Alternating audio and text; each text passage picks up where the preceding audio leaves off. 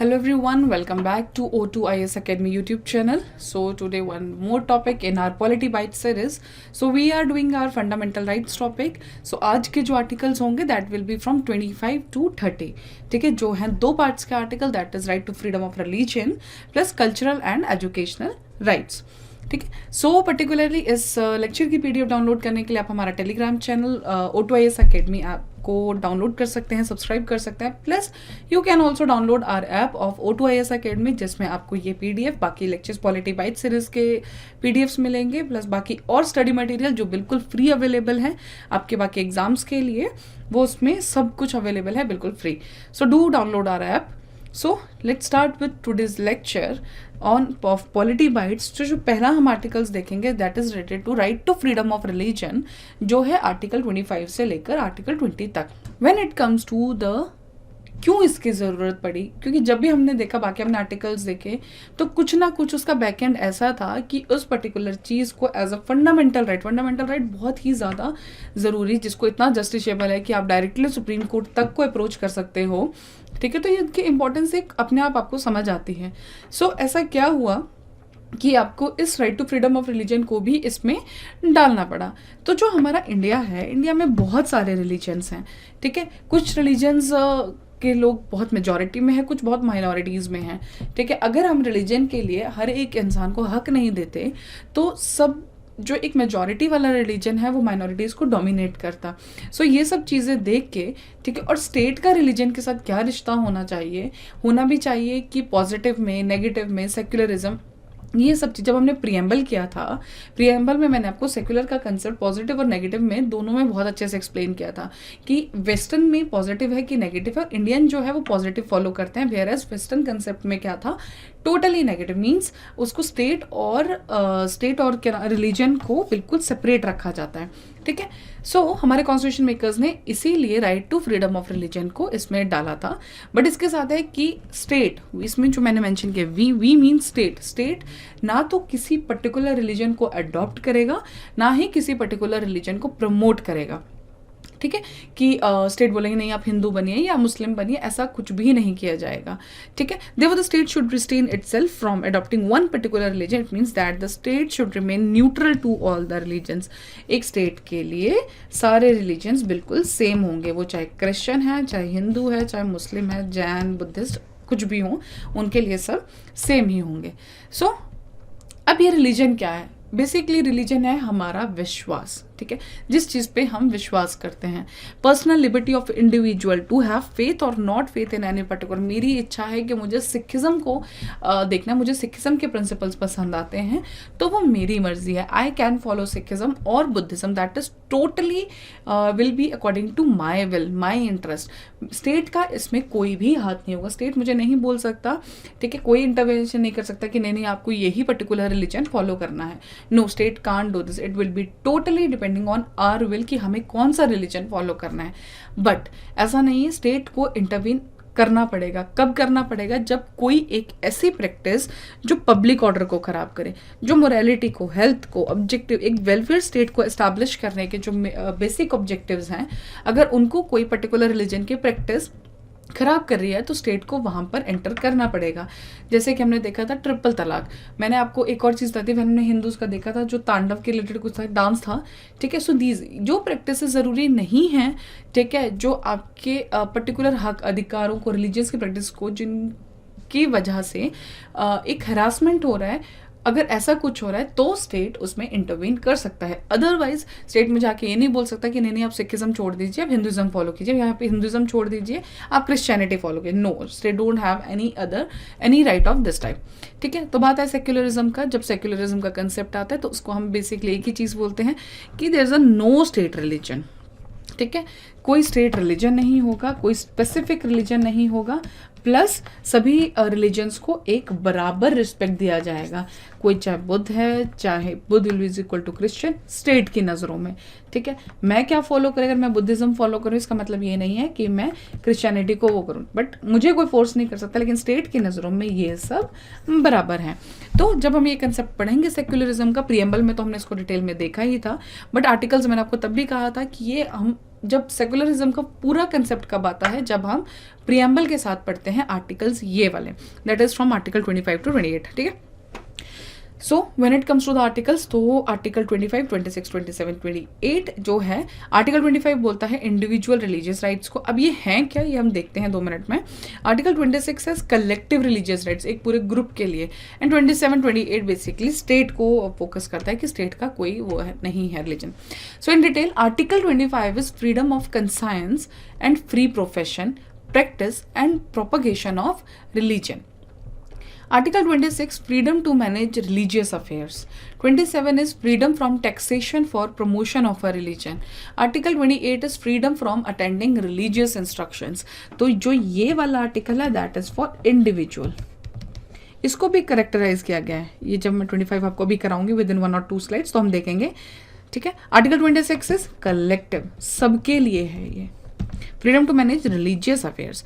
Article 27 and 28 is for state, freedom from taxation कि state का कोई भी रिलीजन नहीं होगा, प्लस स्टेट को सबको इक्वल ट्रीट करना पड़ेगा।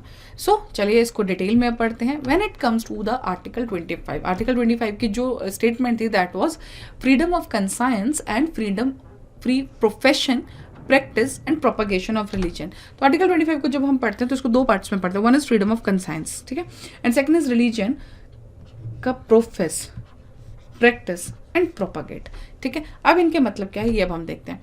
व्हेन इट कम्स टू पहला जो कंसाइंस मीन्स हमारी मर्जी, इनर फ्रीडम, मेरी मर्जी, मेरा फेथ, मेरा विश्वास, मेरा बिलीफ, मुझे किस चीज़ पे पसंद है, क्या मुझे प्रिंसिपल्स पसंद है, वो मेरी मर्जी है। जैसे कि अगर हम देखें मीराबाई को, मीराबाई किसको फॉलो करते थे, कृष्णा को, ठीक है, वो कृष्ण जी को फॉलो करते थे।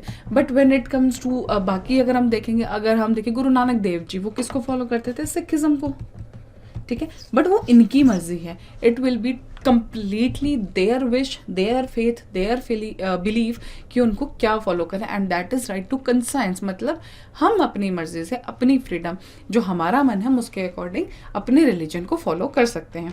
Then it comes to the right to profess, इसका मतलब है कि मेरे जो कुछ विचार हैं, मान ली मैं कृष्णा की फॉलोअर हूँ, तो मैं कृष्णा के रिलेटेड जो प्रिंसिपल्स हैं मैं उनको लोगों को बता सकती हूँ, उनको डिस्प्ले किया जा सकता है। प्लस अगर मैं सिख हूँ, ठीक है, तो सिख वो कृपाण रखते हैं, तो वो आप उसको पहन सकते हैं क्योंकि वो आपके रिलीजन को दर्शाता है, वो आपके लिए ज़रूरी है as a part of uh Sikhism, वो उस चीज़ का एक इम्पॉर्टेंट सिंबल है, ठीक है। तो आपको कोई रोक नहीं सकता कि नहीं आप ये नहीं पहनेंगे। या जहाँ पर क्रिश्चियनिटी की बात आती है तो वो क्रॉस पहनना आप पहन सकते हैं, ठीक है, उसके लिए आपको कोई नहीं रोक सकता। Second is this is right to profess, आप अपने प्रिंसिपल्स को भी लोगों को बता सकते हैं। Next right to practice, same thing, जो मेरे पर्टिकुलर रिलीजन में रिचुअल्स है, मान लीजिए अगर मैं कृष्णा को फॉलो, मैं हिंदुज़म को फॉलो करती हूँ तो हवन करना मेरा हक है, तो मैं कर सकती हूँ, उसमें मुझे किसी के परमिशन लेने की ज़रूरत नहीं है। प्रोपागेट, वही सेम चीज़ है कि हम अपने रिलीजन के बारे में लिख सकते हैं, बता सकते हैं, बोल सकते हैं, लोगों के अंदर प्रचार कर सकते हैं। जैसे हम देखते हैं इस्कॉन जो संस्था है, वो रास्ते में आपको बहुत बार आप सबको भी मिला होगा कि वो संकीर्तन करते हैं, ठीक है, बट वो उस चीज़ का उनके पास राइट है, लेकिन वो किसी को फोर्स नहीं कर सकते कि नहीं आपको कन्वर्ट होना ही पड़ेगा। They can tell you the principles of their, या उसके फायदे नुकसान सब कुछ बता सकते हैं वो, फिर उसके बाद आपकी इच्छा है कि आप उससे इन्फ्लुएंस करके आप उस चीज़ को फॉलो करना चाहते हैं कि नहीं कर चाहते हैं, लेकिन उसके ऊपर आपके ऊपर कोई भी दबाव नहीं बना सकता है। So these are the terms with related to article 25 जो है right to conscience, profess, practice, propagate. इसमें जो राइट टू कंसाइंस है वो है एब्सोल्यूट राइट, इसके ऊपर आप को कोई भी एक्सेप्शन, कोई कुछ भी फोर्समेंट नहीं किया जा सकता है। But when it comes to the profess, practice और प्रोपागेट वाला पार्ट आर्टिकल 25 में ही, तो आपके ऊपर पब्लिक ऑर्डर, मोरालिटी, हेल्थ, अगर इन सब चीज़ों में से कोई भी चीज़ हार्म होती है तो स्टेट आपको इसमें रोक सकता है।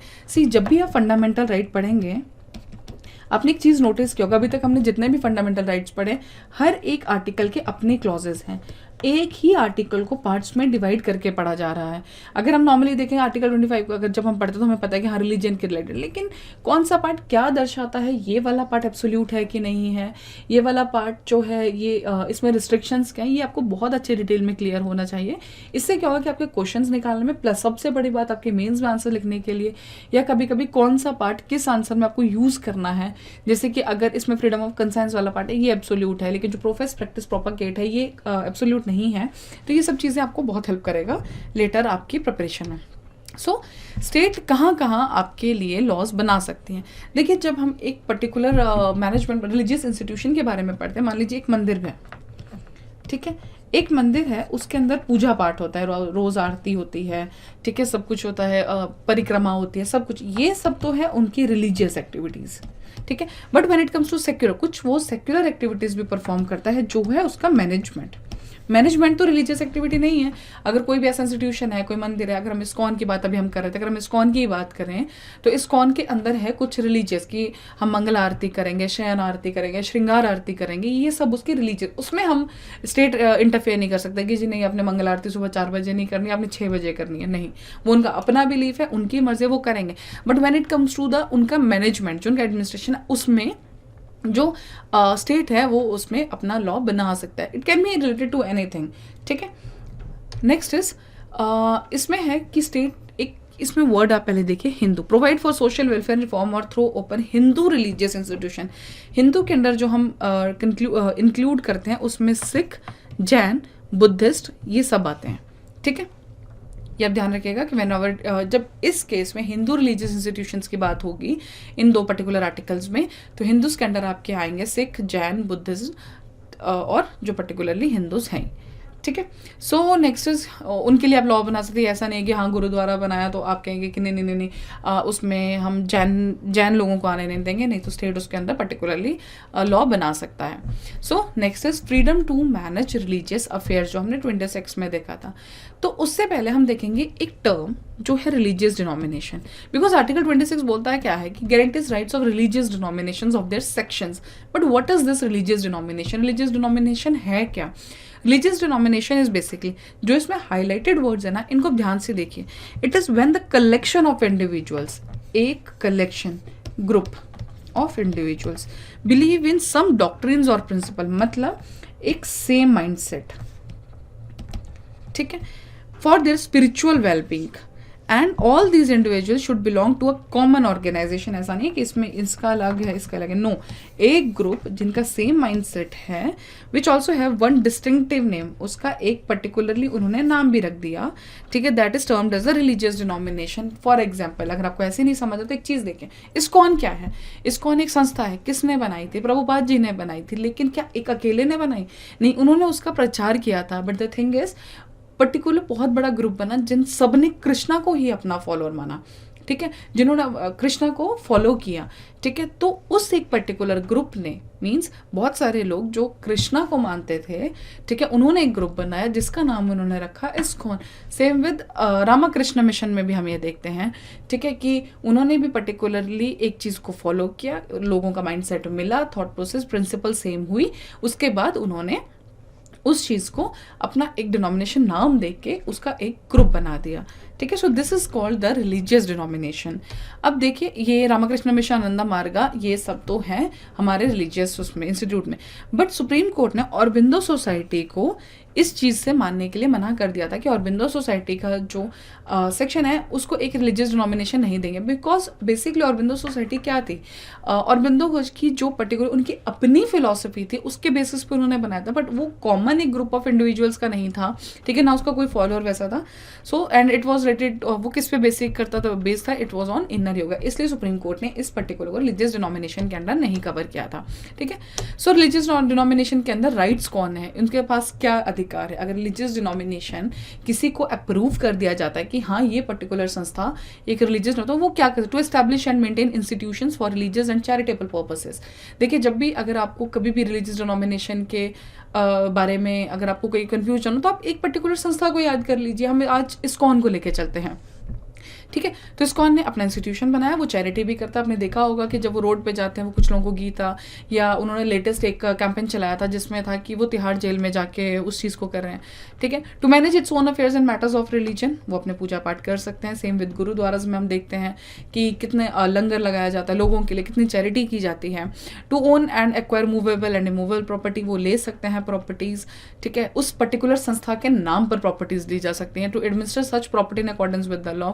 ईच रिलीजियस डिनोमिनेशन और organization enjoys autonomy in determining what rites and ceremonies are essential. ये वो जो भी संस्था है, वो चाहे सिक्स की है, बुद्धिज्म की है, किसी की भी, ये लोग उसमें बता सकते हैं कि हाँ हमारी संस्था के ये रिलीजन है, ये हमारे प्रिंसिपल्स हैं, अगर आप इससे जुड़ते हैं तो आपको ये चीज़ें फॉलो करनी पड़ेंगी, ये हमारे बेसिक प्रिंसिपल्स हैं, ठीक है। देन नेक्स्ट इज आर्टिकल 27 जो बोलता है freedom from taxation for promotion of a religion, ठीक है। आप किसी को भी, किसी भी इंसान को, किसी भी नागरिक को ज़बरदस्ती आप उसको ये नहीं बोल सकते हैं कि आप, अगर आप हिंदू हैं या किसी आप रिलीजन के बेस पर उससे टैक्स नहीं मांग सकते हैं। ये तो है पर्टिकुलरली इंडिविजुअल के लिए, बट इसमें एक और क्लॉज है जो है स्टेट के लिए, कि स्टेट टैक्स जो कलेक्ट होते हैं या किसी भी पैसे को स्पेसिफिकली एक रिलीजन के लिए यूज़ नहीं कर सकती है, वो किसी एक रिलीजन के फेवर में काम नहीं कर सकती है। So this is related to article 27, कहाँ पे टैक्स लगा सकती है, नहीं लगा सकती है। Now whenever we talk about the religious institutions, मैंने आपको पहले बोला कि कुछ होती हैं सेक्युलर एक्टिविटीज़ एंड कुछ होते हैं रिलीजियस एक्टिविटीज़, जो हमने स्टार्टिंग में मैंने आपको एक्सप्लेन कर दिया। सो this is the just the slide, ठीक है। तो इसमें जो आपको ध्यान रखना दैट इज़ फी, कि जब बात आएगी रिलीजियस एक्टिविटीज़ की, ठीक है, कि आरती में आने के लिए क्या पैसे ले सकते हैं, दैट इज़ अ रिलीजियस, उसमें आप ऐसा नहीं बोल सकते, but there can be fees. मान लीजिए दोबारा मैं आपको इस्कॉन का ही एग्जांपल लूँगी, जैसे ये कुछ बीच बीच में कोर्सेज चलाते हैं, ठीक है, they have the 3 day course या फिर मंथली कोर्स, बच्चों के लिए अलग कोर्सेस हैं। So that is basically administration, ठीक है, उसके ऊपर वो कुछ फीस चार्ज करते हैं। So that is okay because that is in a secular activity, वो कोई रिलीजियस एक्टिविटी नहीं है, ठीक है। चाहे वो उसमें अपने ही धर्म के बारे में पढ़ाएं या कुछ भी हो, लेकिन उसमें they can charge some fees, ठीक है। आप उसके ऊपर नहीं बोल सकते कि नहीं हम फीस नहीं देंगे बिकॉज ये संस्था के अंदर हो रहा है। नेक्स्ट इज आर्टिकल नंबर 28 जो है freedom from attending religious instructions, ठीक है। अब देखिए, जब हम रिलीजियस इंस्ट्रक्शंस की बात होगी तो वो कहाँ पे होगी, जो कोई एजुकेशनल इंस्टीट्यूट्स होंगे, ठीक है, वहीं पे आप पढ़ाएंगे। बाकी जो आप रास्ते पे जो हम संकीर्तन कर रहे हैं या जो प्रभात फेरी निकलती है या कुछ भी जो कोई भी रिलीजन अपने उसमें कर रहा है, उसमें तो आपको कोई नहीं रोक रहा, बट स्पेसिफिकली किसी एजुकेशनल इंस्टीट्यूट में आप कहाँ पे रिलीजियस इंस्ट्रक्शन दे सकते हैं, नहीं दे सकते हैं। पहले तो उससे पहले हमें ये पता होना चाहिए कि एजुकेशनल इंस्टीट्यूट्स के टाइप क्या हैं। तो है 4 टाइप के। पहला है कि Holi owned by the state, पूरा का पूरा कोई एजुकेशनल इंस्टीट्यूट स्टेट के अंडर है। दूसरा है administered by the state but किसी पर्टिकुलरली ट्रस्ट ने उसको एस्टैब्लिश किया हुआ है। थर्ड इज स्टेट ने रिकॉग्नाइजेशन दिया, जैसे हम पढ़ते हैं कि सीबीएसई से रिकॉग्नाइज्ड है, सो उस टाइप का। Receiving aid from the state, चला कोई और है, मैनेजमेंट कोई और, लेकिन उसको एड मिल रही है। सो आपने ये 4 इंस्टीट्यूट देखे। अब इसमें है कि किसमें हम रिलीजियस इंस्ट्रक्शन पर्टिकुलरली किसी रिलीजन को देकर ले सकते हैं कि नहीं दे सकते हैं। So when it comes to the wholly owned by the state तो इट्स कंप्लीटली प्रोहिबिटेड है। Administered by the state but establish under the trust, इसमें है परमिट आप कर सकते हैं बिकॉज एक पर्टिकुलर ट्रस्ट ने उसको बनाया है, तो हो सकता है वो रिलीजियस ट्रस्ट हो तो उसमें रिलीजियस इंस्ट्रक्शंस दी जा सकती है। बाकी जो ये दोनों हैं तो बाय स्टेट रिलीजियस इंस्ट्रक्शंस, इसमें सिर्फ वॉलंटरी बेसिस के ऊपर, इन दोनों के केस में हमारी मर्जी, आप पेरेंट्स का कंसर्न है कि आप उस पर्टिकुलर चीज़ में अपने बच्चों को रिलीजियस इंस्ट्रक्शंस देना चाहते हैं कि नहीं देना चाहते हैं, ठीक ना। नेक्स्ट इज, ये तो था हमारा रिलीजन के लिए जो आर्टिकल्स है, जो हमने सेक्युलरिज्म का कंसेप्ट पढ़ा, ठीक है। तो एक बार शॉर्ट नोटिस पे रिवाइज करो, ठीक है। सो हमने पढ़ा था सबसे पहले आर्टिकल नंबर 25 जो था कंसाइंस, इसको हमने 3 पार्ट्स में डिवाइड किया था कि कंसाइंस हमारी मर्जी है, profession, practice and propagation of religion, 3 उसमें देखा कौन सा एब्सोल्यूट है और किसमें हम नॉर्मली कुछ रिस्ट्रिक्शंस लगा सकते हैं। नेक्स्ट इज आर्टिकल 26 जो है freedom to manage religious affairs. 27 is taxation और प्रमोशन ऑफ अ रिलीजन, किसी आप इंडिविजुअल से जबरदस्ती रिलीजन के नाम पे टैक्स नहीं ले सकते हैं। प्लस स्टेट किसी पर्टिकुलर रिलीजन के फेवर में काम नहीं कर सकती है। प्लस आप सेक्युलर एक्टिविटीज़ और रिलीजियस एक्टिविटीज़ में हमने फ़र्क देखा कि सेक्युलर एक्टिविटीज़ के ऊपर स्टेट इंटरवीन कर सकती है, फीस भी लगा सकती है। स्टेट या पर्टिकुलर इंस्टीट्यूट खुद अपनी सेक्युलर एक्टिविटीज़ पे फीस लगा सकता है, but when it comes to the religious activity ना स्टेट इंटरवीन कर सकती है, ठीक है। Then freedom from attending religious instructions, ये हमने देख लिया कि 4 टाइप के एजुकेशनल इंस्टीट्यूट्स होते हैं। उन पर्टिकुलर इंस्टीट्यूट्स में कौन सा क्लास है इंस्टीट्यूट की जिसके अंडर आप रिलीजियस इंस्ट्रक्शंस दे सकते हैं, नहीं दे सकते हैं। So that is completely under ये वाला, इसमें मार्क्ड है, आप इसको जब भी पढ़ें आप ध्यान से इसको कि किसके अंडर हम दे सकते हैं, नहीं दे सकते। Now next is cultural and educational rights, सिर्फ एक कल्चर और एजुकेशन, आर्टिकल 29 और 30। सो व्हाट आर दिस, पहले हम नॉर्मल आर्टिकल्स पढ़ते हैं। Article 29 protect the interest of the minorities, right of 30 right of minorities to establish and administer educational institute. अब देखिए टर्म क्या है, माइनॉरिटीज। माइनॉरिटीज क्या है, डिफाइन नहीं है कॉन्स्टिट्यूशन में अभी तक, लेकिन अगर हम देख रहे हैं कि माइनॉरिटीज के लिए अगर हम फंडामेंटल राइट पढ़ रहे हैं तो हम किस एस्पेक्ट में पढ़ रहे हैं, so it is particularly culture और एजुकेशन के लिए, ठीक है।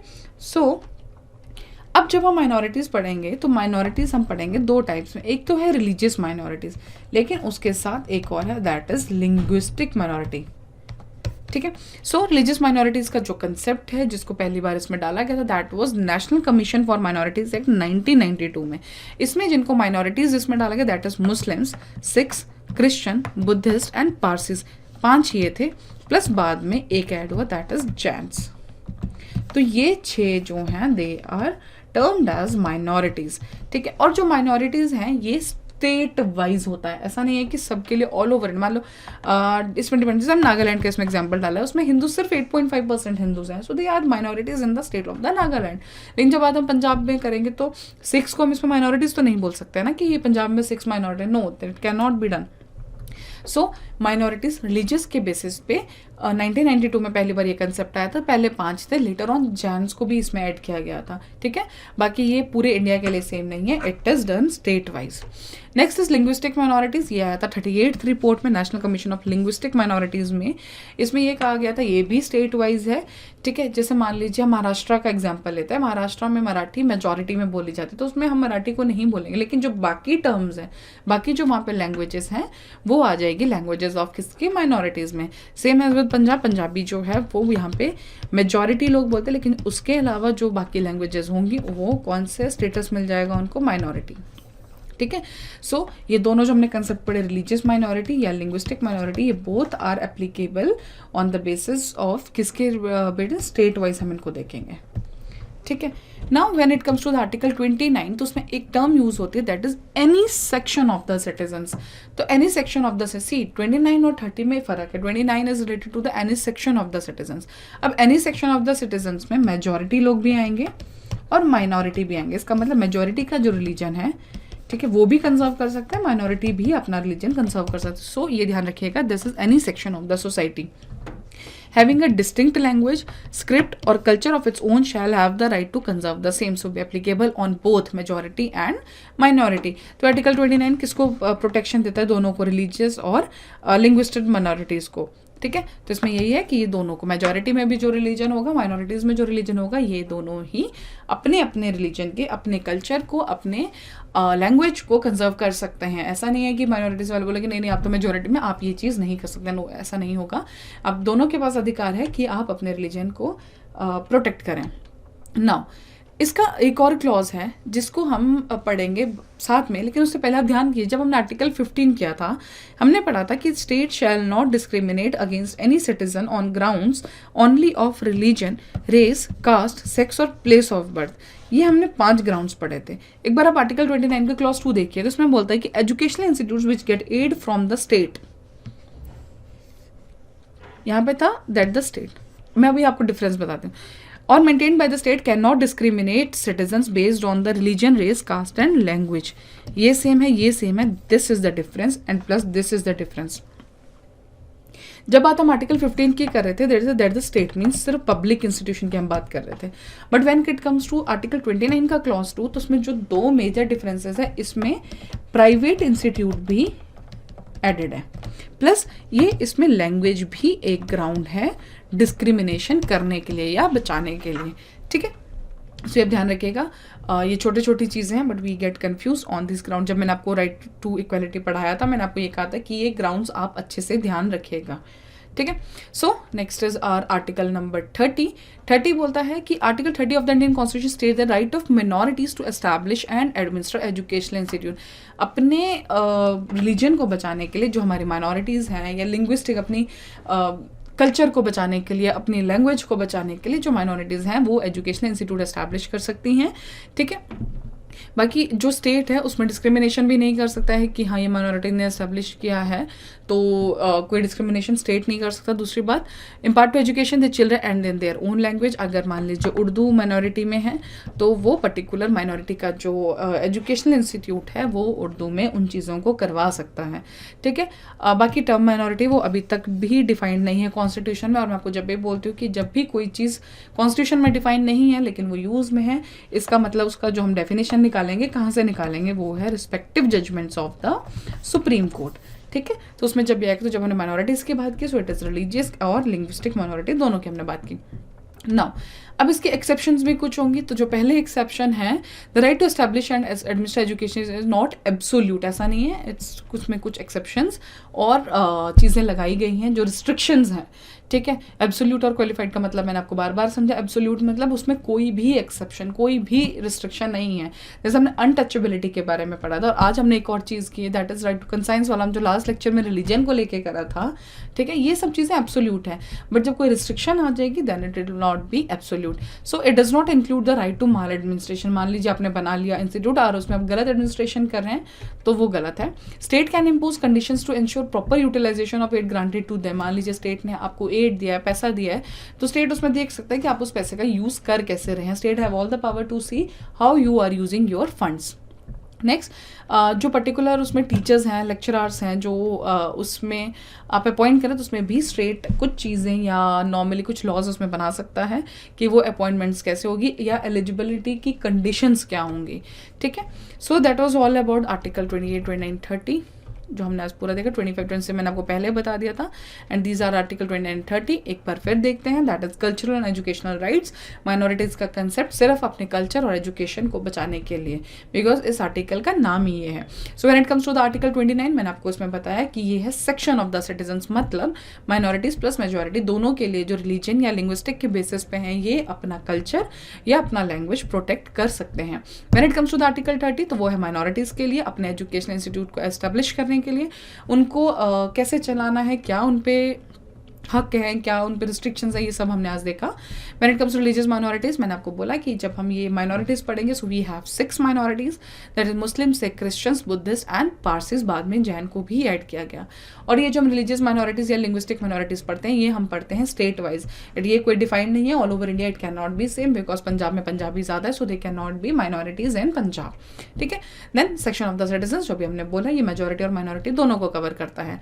देन आर्टिकल 29 क्लॉज 2 जिसमें हमने 15 आर्टिकल के साथ डिफरेंस देखा कि व्हेन इट कम्स आर्टिकल 29 तो इसमें प्राइवेट इंस्टीट्यूट्स भी आ जाते हैं, प्लस आर्टिकल 15 में सिर्फ पब्लिक इंस्टीट्यूट में हम काम करते हैं, प्लस एक और ग्राउंड जिसमें हम डिस्क्रिमिनेशन डालते हैं that is on the basis of language.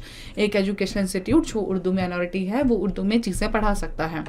Next is article 30 जो बेसिकली इंस्टीट्यूट्स के बारे में है कि आप एजुकेशन दे सकते हैं और एड आपको दी जा सकती है, स्टेट उसमें कोई भी फ़र्क नहीं कर सकता है। बाकी इसके बाद हमने देखा एक्सेप्शंस की ये पर्टिकुलर राइट एब्सोल्यूट नहीं है, मेल एडमिनिस्ट्रेशन नहीं हो सकता है, ग्रांट किस चीज़ में आप यूज़ करें ये देखा जा सकता है, प्लस लेक्चरर्स और टीचर्स की अपॉइंटमेंट के लिए चीज़ें आपको स्टेट बता सकता है। Now these are some practice questions, वो है right to propagate one's religion includes the right to convert another person to one's own religion। तो मैंने आपको पहले भी कहा था कि इस्कॉन वाले संकीर्तन करते हैं, ठीक है, वो प्रचार कर सकते हैं, लेकिन प्रचार करते हैं लेकिन वो आपको ज़बरदस्ती नहीं कर सकते हैं, या अगर गुरुद्वारे से अगर प्रभात फेरी निकल रही है तो वो लोग आपको ये नहीं कह सकते कि नहीं आपको बनना पड़ा। सो आपको कन्वर्ट करने के लिए आपके ऊपर कोई दबाव नहीं डाला जा सकता है। ठीक है, and then article 29 of the Indian constitution is restricted to Indian citizens only. ठीक है, अब इसने बोला which of the statements given are not correct. When it comes to the not correct तो इसमें हमारे पास कौन सी गलत है, ऊपर वाली, बिकॉज राइट टू कन्वर्ट हमारा अधिकार नहीं है। ठीक है, next is article 27 prohibits only Levi of a tax and not a free, ठीक है। अगर आप हमने जब पढ़ा था ये आर्टिकल तो उसमें हमने क्या देखा था, one is secular activity and religious activities, इन दोनों का फ़र्क, ठीक है। तो पहले हमने की फ़ी लगाई जा सकती है, तो ये पॉइंट सही है, ठीक है। Next, as per article 28 no religious instruction shall be provided in any educational institution wholly maintained out of the state funds. हमने 4 तरह के एजुकेशनल इंस्टीट्यूट्स किए थे। एक हमने किया था कि टोटली स्टेट ओन करता है, एक हमने किया था कि एडमिनिस्ट्रेट स्टेट करता है, बनाया किसी और ने है, तीसरा है कि उसका स्टेट से कुछ लेन देन नहीं है या फिर उसको एड मिल रही है। सो किसमें रिलीजियस इंस्ट्रक्शंस दी जा सकती हैं, नहीं दी जा सकती हैं, that completely depends on the particularly institute जो उसमें मैंशनड है।